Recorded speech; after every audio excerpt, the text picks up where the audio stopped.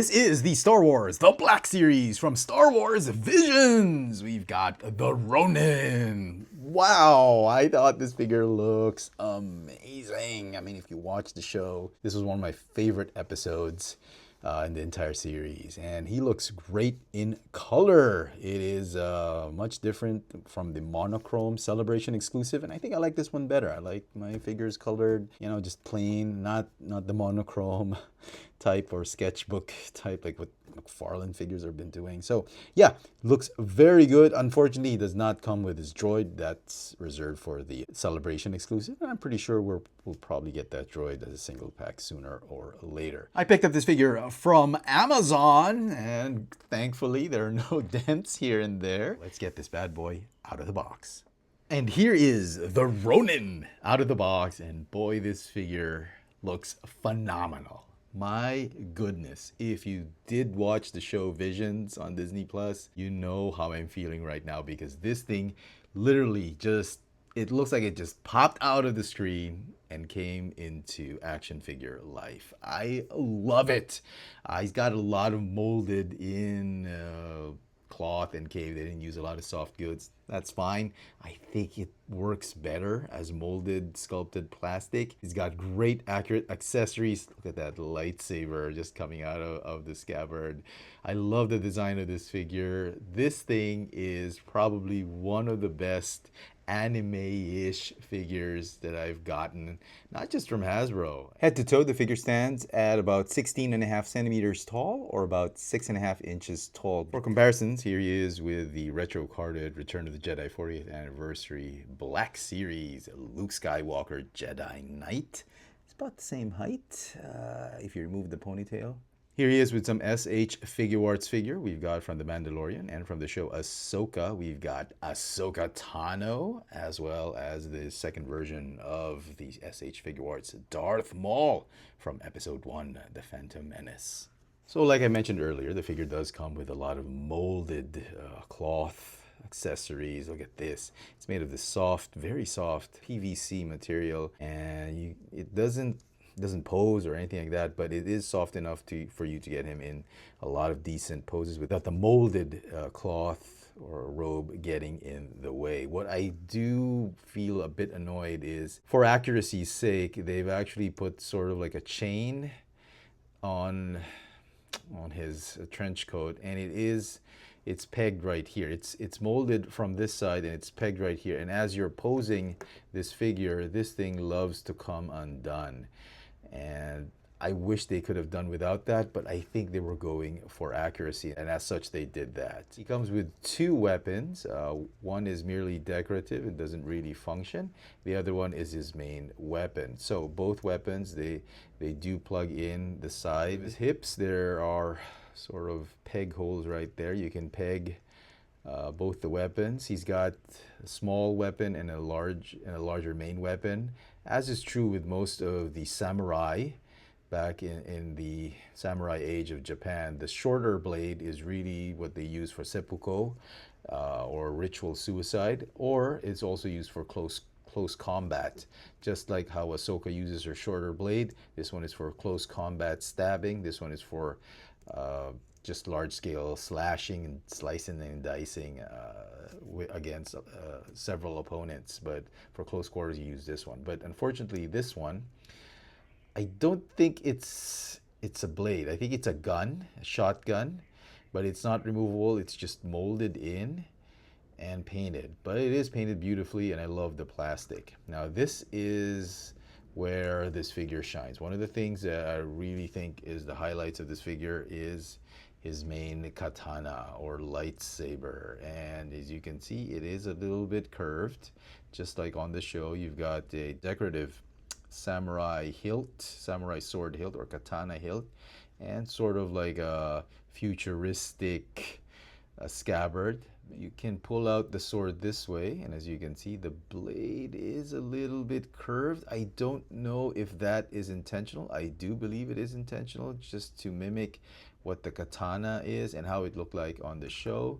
The blade, I believe, is removable. I don't see any reason why you'd want to remove the blade at this point, because when he pulled, does it come off? Oh, I don't think it does. I don't want to risk it. Sorry, folks. I don't want to risk it. It does move, but I think it is removable. Uh, but I don't want to risk it. When he pulls out the sword from the scabbard, he unsheathes it. It just comes out ignited. So I don't think there's any reason for you to remove that blade. And I love this lightsaber blade. It's a little bit on the dull side. I wish they could have made it more translucent, a little bit brighter, so that it really contrasts his dark visage, his dark appearance, but it's good enough. It's your standard plastic blade for lightsabers for Darth Vader and Darth Maul and all that, but just a little bit bent.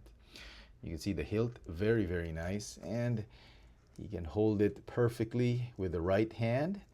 The left hand is positioned this way, and that's typically how the samurai hold their scabbard. And the thumb is out. That's really to uncock the hilt. It's to pull up the hilt so it's easier for them to pull out the blades, and that's why he's in that position.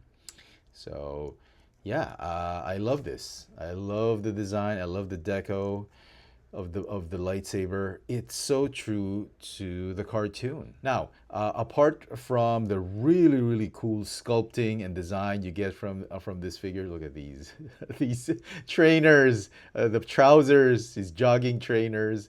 I didn't know they had these gym pants back in the day, but it does look like that. He also feels like he's wearing some Nikes, some trainers, but these are just socks and some molded in sandals. Pretty cool. He also has this sash, which is stuck on his hips, and I believe you put the weapons underneath the sash. But I tried doing that. This one is fine, the shorter blade, but the shorter weapon, but the longer weapon really puts a lot of strain on the soft PVC belt, and I don't want to risk ruining it over time. If you keep it stretched out, it's probably going to go brittle and break. So I'm not going to put the weapons underneath it and display him probably with the weapons outside. It's inaccurate, but I don't want to risk breaking this thing. So yeah, one of the downsides of the design. They needed to make that, so it's okay. Very, very little paint apps. Most of the paint apps are actually on his head sculpt. Speaking of that head sculpt, I mean, come on, man. It looks amazing. Look at that. Very nice hair. Look at that ponytail. Very, very well designed. And as far as articulation goes, it's a lot of articulation. It's got a dumbbell ball joint top of his neck, in the middle, and at the base there's a ball joint. You've got butterfly hinges for the shoulders, also hinges that allow the arms to move in and out, forward and backward 360. Sadly, no double hinge elbows. He's got a single hinge elbow that bends more than 90 degrees, and it has a swivel. And here's the new thing that they've added. There's a ball jointed forearm.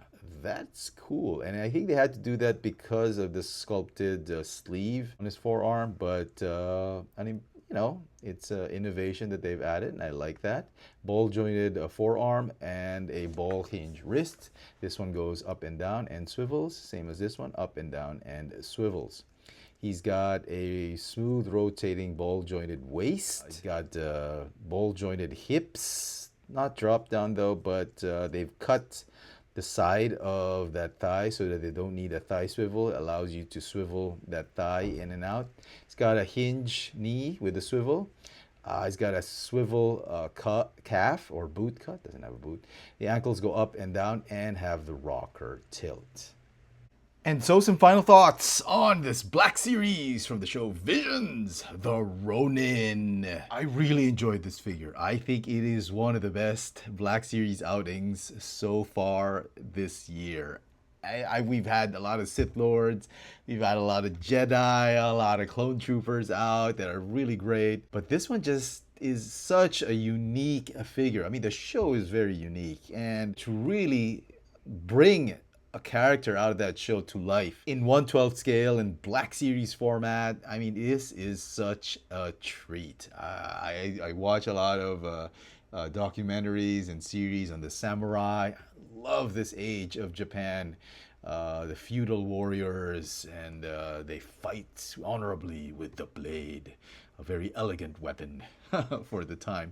I love how they made this figure. If they could have improved it, I wish they could have done a better job with that chain, or maybe have a working secondary weapon, but these are very minor nitpicks. I think this is a very strong figure, and I do hope we get more figures from the Visions show in the Black Series line. The figure is going to get a 10 out of 10. Absolutely enjoyed it. I think Hasbro literally slayed it with this figure. Let me know in the comment section what you guys think of this Star Wars The Black Series from the show Visions, the Ronin. Hit that notification bell so you never miss out on any of my latest video reviews. And if it's your first time here, please subscribe. Thanks for watching. What? You're a Jedi.